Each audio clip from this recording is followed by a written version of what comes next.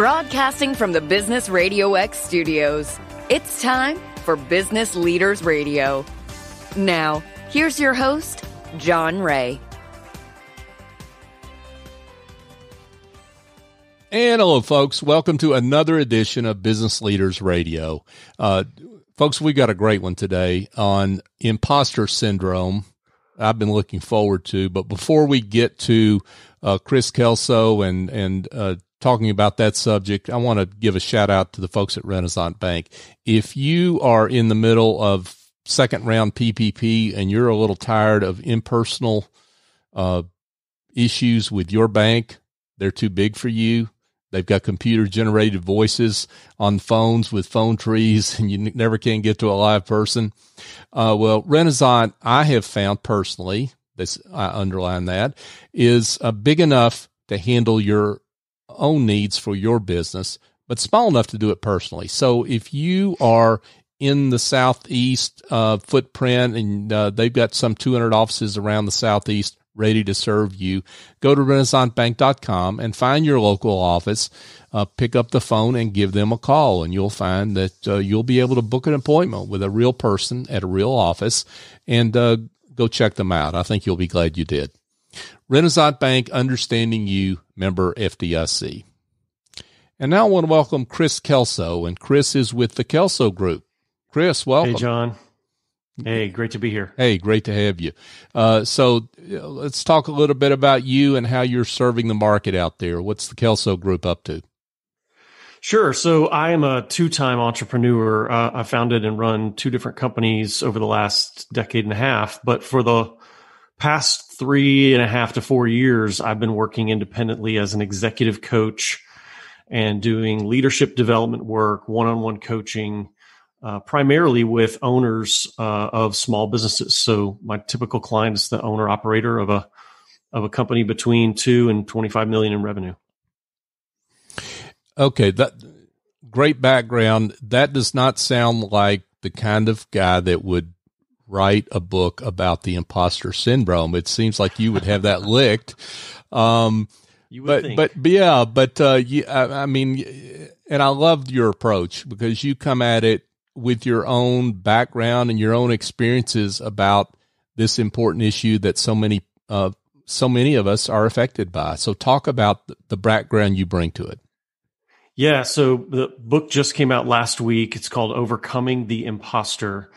And it is a really open and honest look at imposter syndrome, and in particular, how it affects entrepreneurs, innovators, and people that are pushing the envelope and challenging things and doing great things. One of the common misconceptions about imposter syndrome or misunderstandings is the fact that it is more prevalent among high achievers. The more ambitious you are, the more likely you are to struggle with an internal feeling of maybe I'm not what everybody thinks I am. And that's sort of the underlying fear of imposter syndrome is, boy, everybody seems to think that I'm doing really great, but deep down inside, I know that there's a lot of cracks beneath the surface and there's a lot of failures and mistakes on the way to success. And maybe I'm just not really what everyone thinks I am. Maybe I'm a little bit of an imposter. And social media really blows this up for people, right? I mean, because they see everyone else is so successful. I'm putting that in air quotes, right? And how do I measure up? Because all I see in myself are my issues, right? And all I see from everyone else is their successes. So it really expands this imposter syndrome in myself. Yeah, one of the key concepts that I talk about in the book is what I call the comparison trap. And that is the basic idea that you never know anyone else's full and complete story. You only see the parts of their story that they're willing to tell you. And so often when we compare ourselves to another entrepreneur, another business owner, or another successful person that we see and admire, we're comparing the reality of our own lives to a very polished and filtered version of their life and their career. And that's an unfair comparison to us, and it can make us feel like we're inadequate or like we can't quite measure up to what we're seeing from people around us. And you're right, John, that social media absolutely exacerbates that problem, because we literally have filters on our social media, and people post exactly what they want to post, and they frame it and spin it the way they want to spin it. And I'm a user of social media. I get a lot of value out of it, and connecting people and building relationships is great, but you have to know what you're dealing with and not allow yourself to fall into that trap of seeing everyone in a light that is simply not reality, and then judging yourself against that false image of everyone else's life. Now, the name of your book is Overcoming the Imposter. Yeah. You called the voice in your head the imposter. Explain more about that.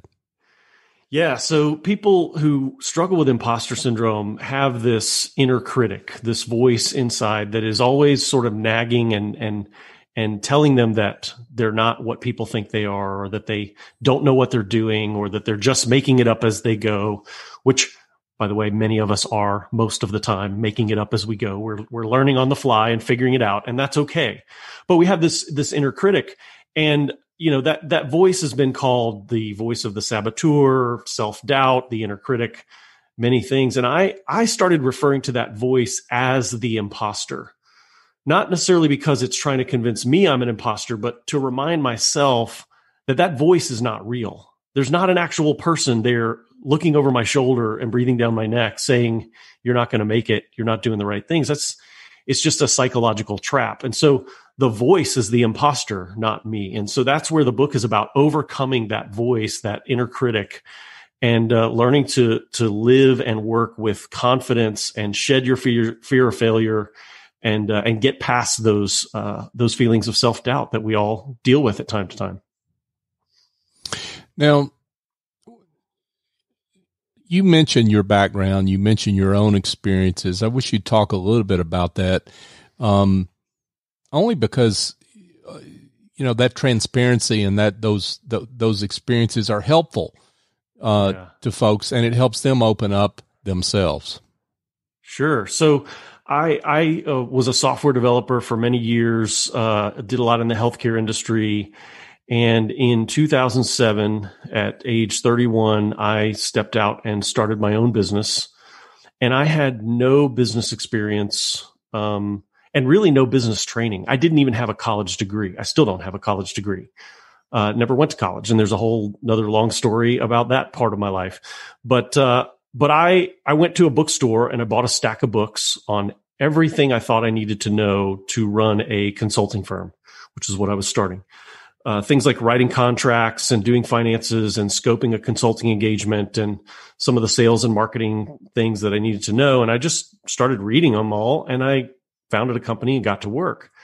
And so for many years, I had this internal fear that there was some key concept or some important thing that was taught on day 2 of business school that I was just going to miss. And one day it was going to bite me, right? It was just really going to jump up, and suddenly everybody would go, Kris, you don't know that. You haven't heard of that. And so I carried around this persistent fear of being exposed as not legitimate or not qualified to be an entrepreneur. Now, years later, I was invited to mentor entrepreneurs and to work with, startups and people. And I figured out that I had a lot to offer them from the years of experience that I had developed, and that my actual real world experience running businesses provided a lot more value than some people's education. And I'm not knocking education, but there's a lot of ways to learn. And I had learned by a different path. And so I had to learn to build the confidence in my abilities and my track record, rather than looking back and relying on a diploma and a graduation to say that I'm qualified to do what I do. Folks, we're here chatting with Kris Kelso, and Kris is owner of his own firm, the Kelso Group, but he's also the author of a newly released book called Overcoming the Imposter. Kris, I'm curious about, given your background and experience, and thank you for sharing that. What concept or tip from the book really was most impactful for you in your journey? I think one of the most impactful realizations I had during the process of studying and writing the book was when I looked back at my career, my own history, some of the moments that I was the most insecure, the most fearful, the most nervous about my credibility or my abilities were some of the most important and pivotal moments in my career. Because usually when I felt insecure, it was because I was pushing the boundaries. I was learning something new. I was in the presence of people who intimidated me, but from whom I could learn a lot. And so, in particular, as I started to gather stories and catalog some of my experiences for this book, I began to look and realize that, wow, the times that imposter was speaking to me the loudest, those were the moments that something great was about to happen. And had I stepped back instead of leaning forward, had I given into those fears, I could have missed out on so much. And so I really learned to, number one, not fear that voice and to not necessarily want it to go away, but to see it as a guidepost, to see it as a sign that either I'm growing or something really powerful is on the horizon and it's about to happen, and I need to keep pushing forward through those fears. I love that. Now, imposter syndrome affects different people different ways. Maybe you can talk about the imposter syndrome thought, let's say, or action that people struggle with the most. What do you see out there? Yeah, it does affect people different ways. The thing that caused me to be insecure, which was a lot of it was around my education or lack of a formal education, that may not be the thing that another person experiences in their own self-doubt. That imposter voice, that inner critic, is very personal, and it knows our individual fears and worries. And so, in fact, what I've discovered is what one person sees as their weakness, another person can see as their crutch, or the thing that has sustained them and that proves that they're not worthy because they just got by on their education, for instance. And so though it's a very common experience, it's unique and personal to each person. And to answer your question, one of the things that I've seen people really struggle with most frequently around imposter syndrome is simply being able to say the phrase, "I don't know." When you have imposter syndrome, and particularly when you are in a position where people are looking to you as the expert and they're looking to you to have the answers, and you don't feel like you have the answers, it's so hard to just simply acknowledge, "I don't know what the answer is." And I've been guilty of this myself many times, where somebody would look to me for something and I would just start talking and try to sound smart or sound like I knew. And I'm hoping I'm going to find my way to the answer if I just start talking. It's sort of, I think Michael Scott from The Office tried that approach once. He said, "I just start talking and see where it ends up." And rarely does it really get you where you want to be. And rarely does it build your credibility or build trust with people. But if we would simply start by acknowledging when we don't know something, then we can talk about theories, we can talk about ideas, we can brainstorm openly, and we can really explore the possibilities without the pressure of being right. And what I've discovered as I've put some of these things into practice over the years is that people respect you a lot more when you are really honest about what you do and don't know than they do when you pretend to always have the answers and always be the expert. People respect leaders who are authentic and vulnerable much more than leaders who pretend to be perfect, pretend to have it all together. Because most of the time, let's face it, people can see right through that. They know when you're making stuff up. They know when you're trying to pull the wool over their eyes most of the time. So just that simple phrase of being willing to say, "You know what? I don't know the answer to that, but Let's figure it out. I bet we can figure this out together. I bet we can find that answer. I bet we know someone who knows that answer. I bet we can work together to solve that problem. I don't have the answer right this moment, but we can get there. It's a huge swing from the imposter behavior of trying to look like and trying to act like the expert. Folks, we're here chatting with Kris Kelso, and he's the author of Overcoming the Imposter. Kris, we're talking about business owners and entrepreneurs, and I want to talk more about directly to them. But, we've got a lot of folks out there that are looking for jobs, that are in job transition, and they're subject to the imposter syndrome as well, right? Let's talk to them. Yeah. One of the things that has been so great as I've released this book and it's gotten into people's hands is I wrote it largely to and about entrepreneurs because that's the people that I work with. That's my tribe. And that's who I've experienced it with and seen it among so much.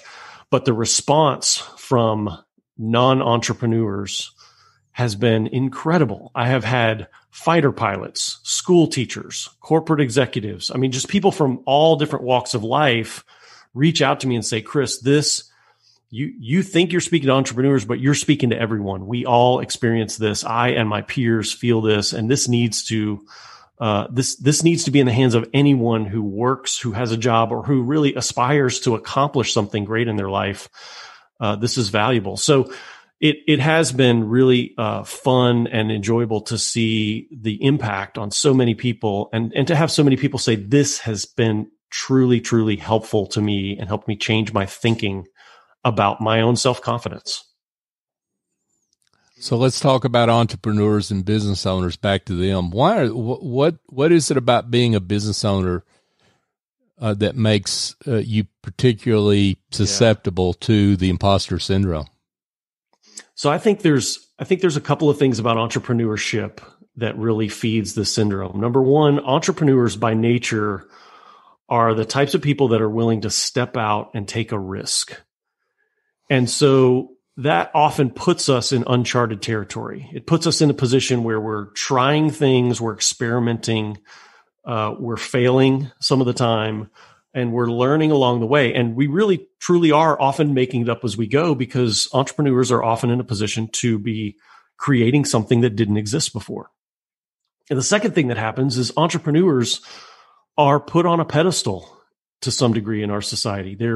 They're celebrated as superheroes, right? It's very in vogue now to be an entrepreneur, and we get a lot of visibility and awards and accolades. And a CEO named Toby Thomas used a illustration that has become my go-to description of entrepreneurship. He said, an entrepreneur is like a man riding on a lion. Everyone around him is saying, wow, that guy is so brave. That's amazing. I wish I had the guts to do what that guy's doing. And all the while, the man on the lion is saying, how in the world did I get on this lion?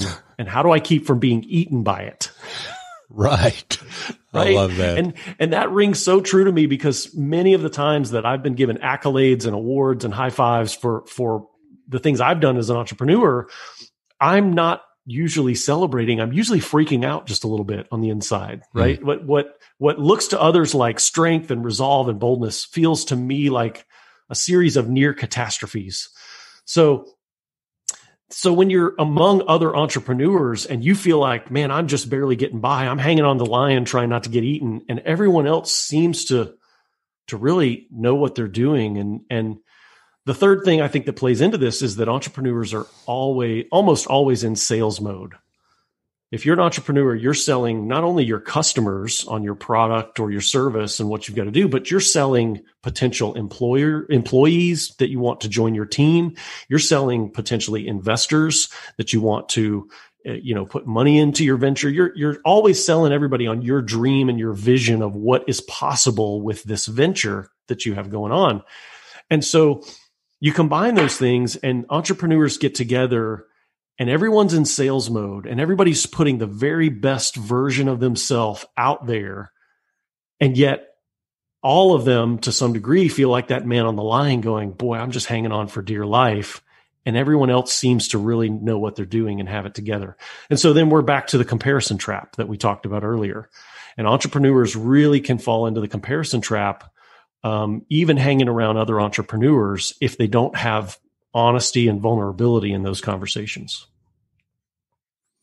Now, Kris, I would suspect that part of what's going on with business owners and entrepreneurs is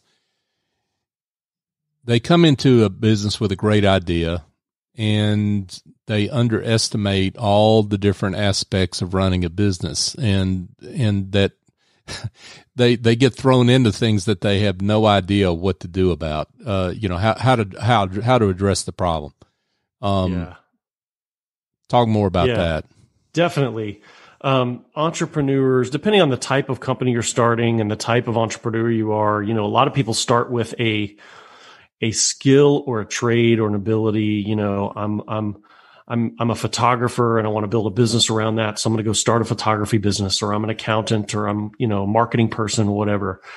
And they suddenly realize that that the thing they deliver, the thing they do for clients, that thing that they enjoy and that they're so good at, is a tiny little slice of this entity that they've started, because now they have to be that, and they have to be an executive and a salesperson and a marketing person and a finance person. And they have all these other hats that they have to wear. So I talk with my clients a lot about the different hats that you wear as an entrepreneur, particularly early on in the business when you don't have a lot of extra people, you don't have a lot of those experts around you. You wear a lot of hats, and some of them you're great at, and some of them you're just not. And some of them you're doing for the very first time, and they're a necessity, but you've got to figure it out. And that's sort of part of the ride of entrepreneurship. The entrepreneurial roller coaster is there's parts of it you're good at and parts of it you're not. And you've got to sort those out and survive long enough to grow the business to the point you can replace yourself in those areas that you're not great or that you don't enjoy doing. And so that part of the journey can be really tough, because entrepreneurship feels like failure after failure after failure, with an occasional success thrown in there to keep you going. And you have to enjoy and ride those successes long enough to keep learning through the failures. And I have a mantra that I talk about in the book, and I say it a lot, is failure is only failure if you learn nothing.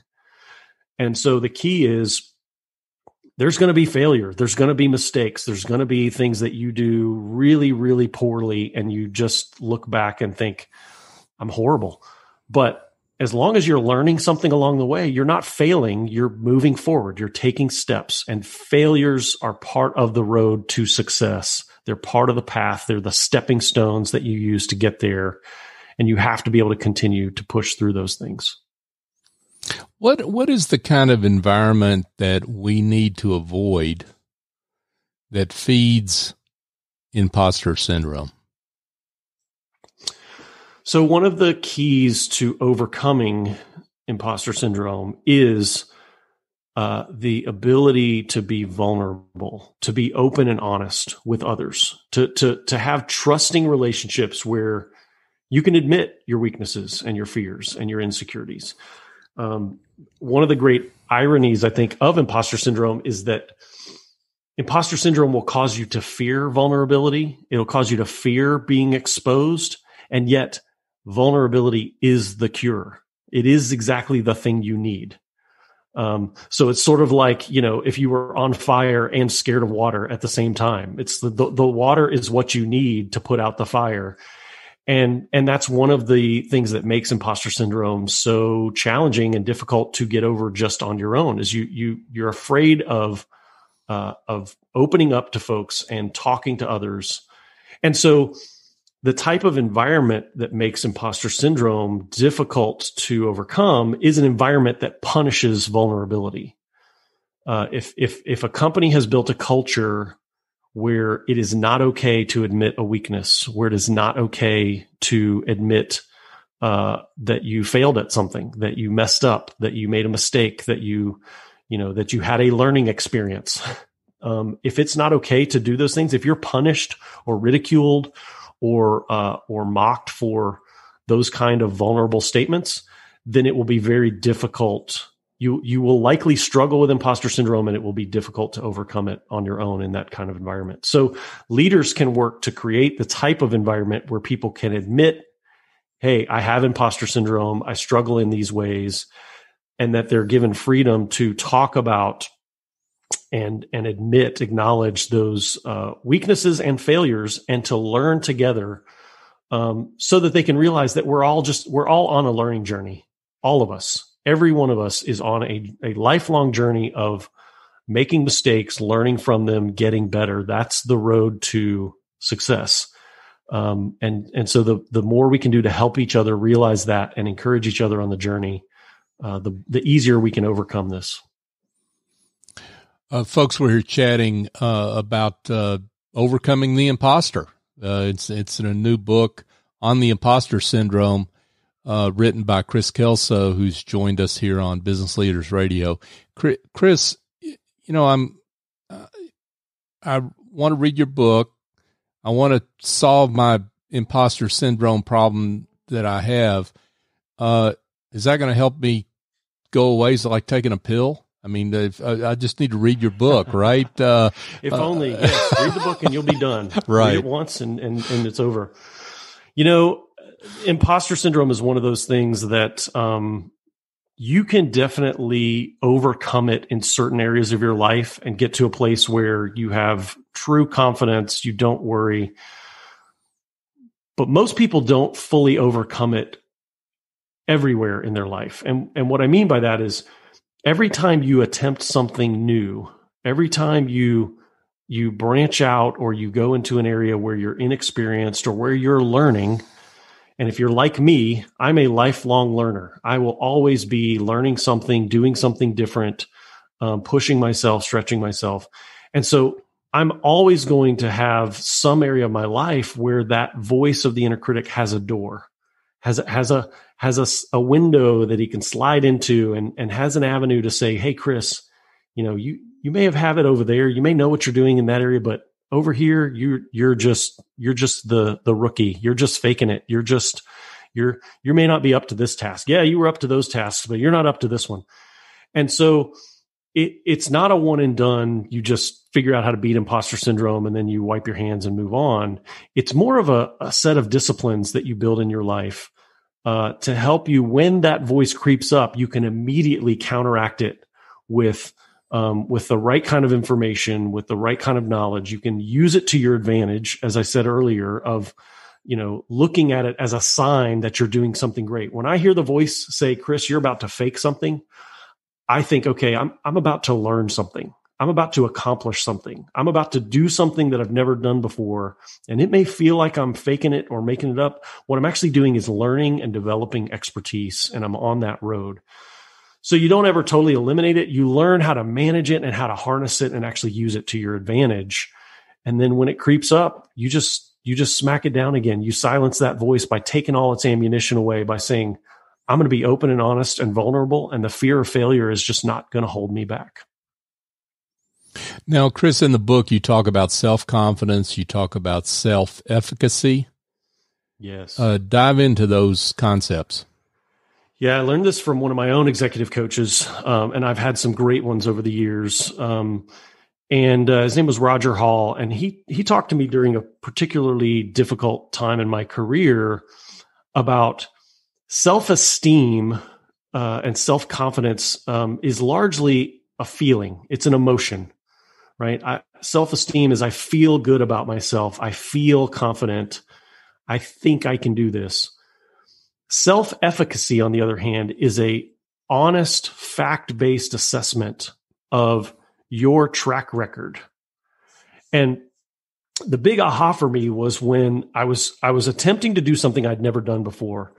And my coach said to me, Kris, it's not about whether you've done this before. It's about looking at your history of all the things you've done for the first time and succeeded, all the times you've encountered something new and figured it out. You learned, you adapted, and you overcame.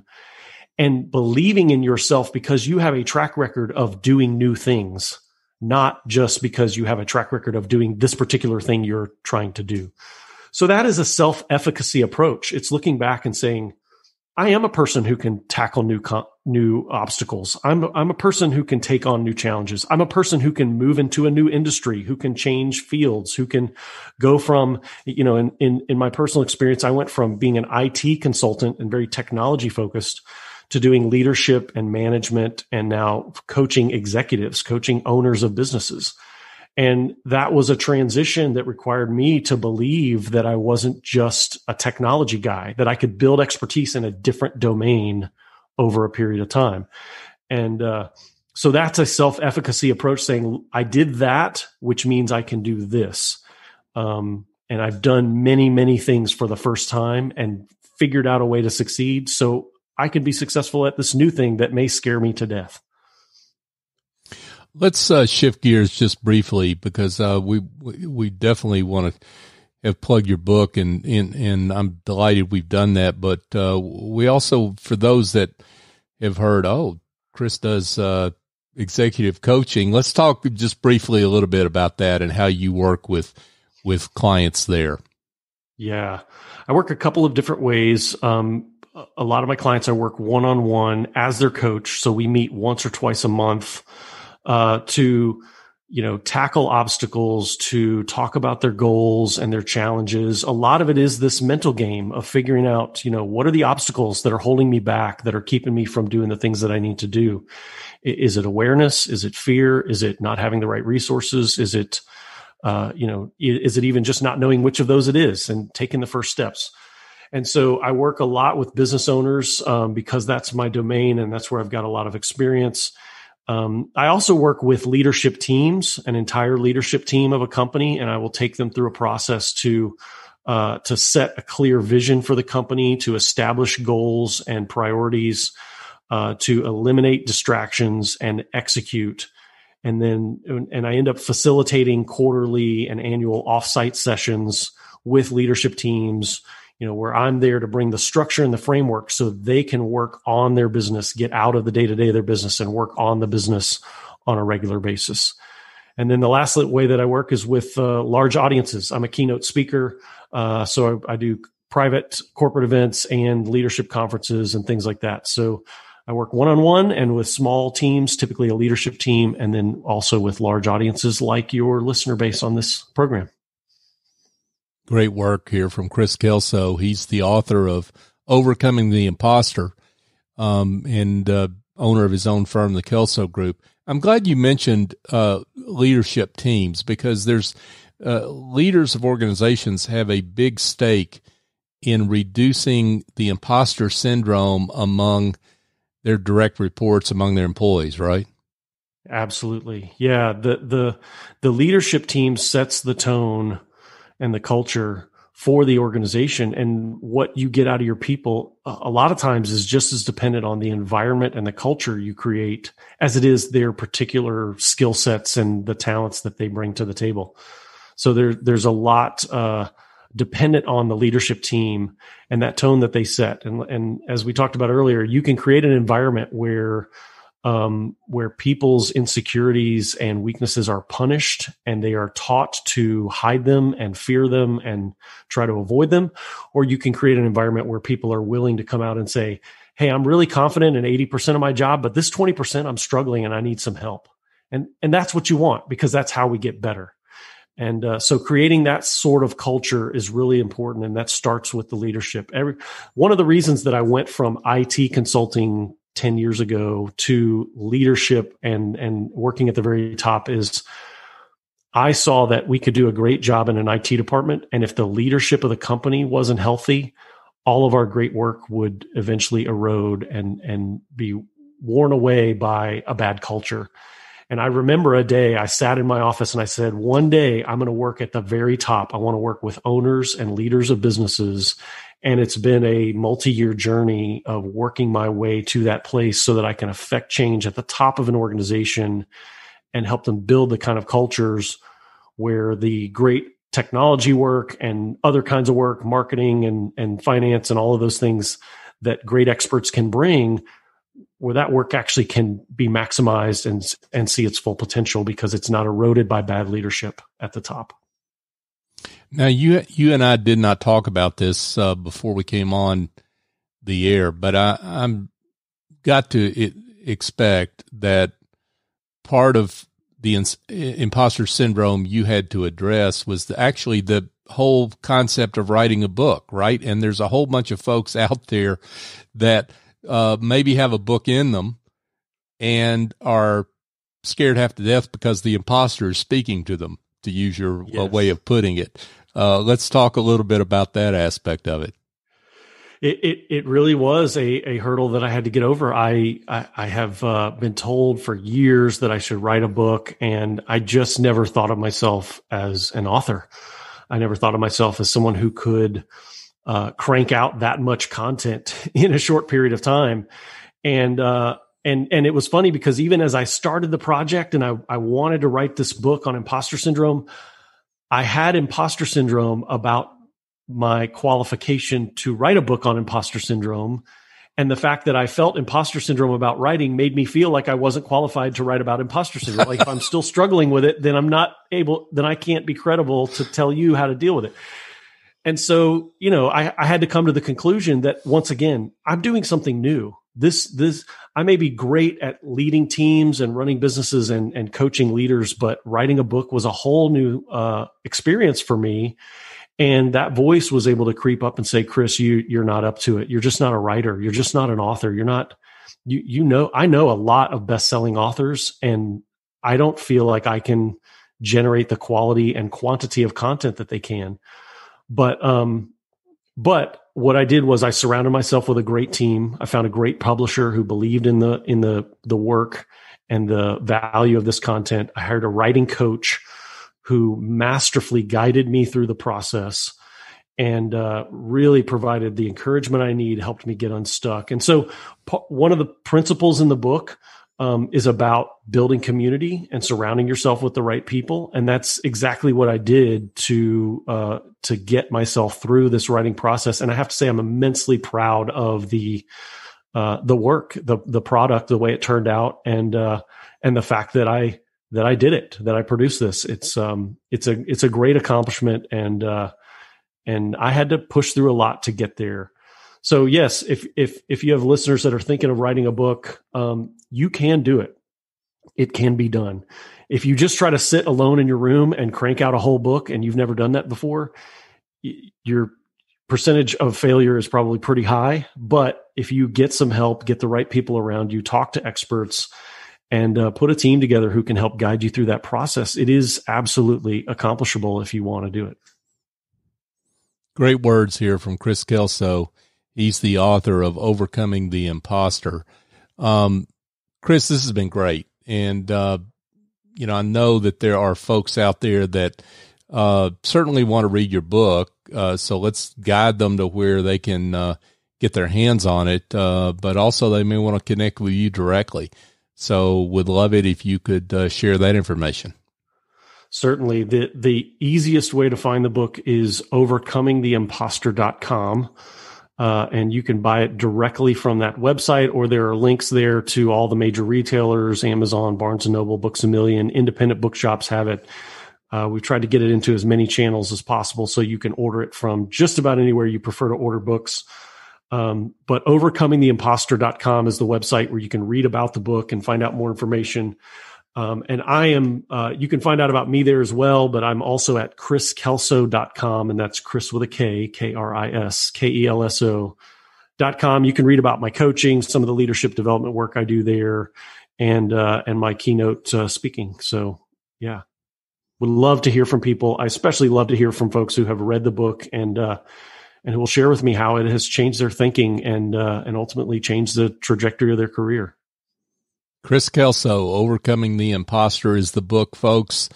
And Kris is with the Kelso Group. Kris, thanks so much for being with us. John, it's been great. I really appreciate the time, and I've had a lot of fun. Thank you. Thank you. It's been great. Folks, just a quick reminder that if you've got some task in your business that you're spending way too much time on, you've got administrative tasks, bookkeeping, maybe some marketing, things that need to be done that really, as the owner and the kind of the chief salesperson of a business, you really shouldn't be doing. I I've got some advice for you that involves going to officeangels.us if you're timid. But if you really need the help now, call 770-442-9246, and S.E. Escobedo, who's the chief executive angel there, will pick up the phone. And Essie's a friend of mine, but I also use her services, and she's terrific because she has a whole team of angels that she will deploy to attack the problem you've got. So give her a call, explain what your issue is, and she'll match you up with the best angel for you. And she works virtually, and she's done this for 20 years, and she works with folks all over the country. And she's got a business that fits a pandemic perfectly. So whatever you need, you've got, she can handle. So give her a call, 770-442-9246. S.E. Escobedo is her name, and tell her that we sent you. And just folks, just another quick reminder, you can find this show on the Business RadioX platform, businessradiox.com. And we would love it if you would go and give us a great review on your favorite podcast app, because it helps folks find the show. And it's not about us. It's about the great guests we have, guests like Kris, and it helps folks find the show that they may need to read about that book or find out about the services that our guests offer. So we would love it if you would do that. So folks, again, Kris Kelso, Overcoming the Imposter.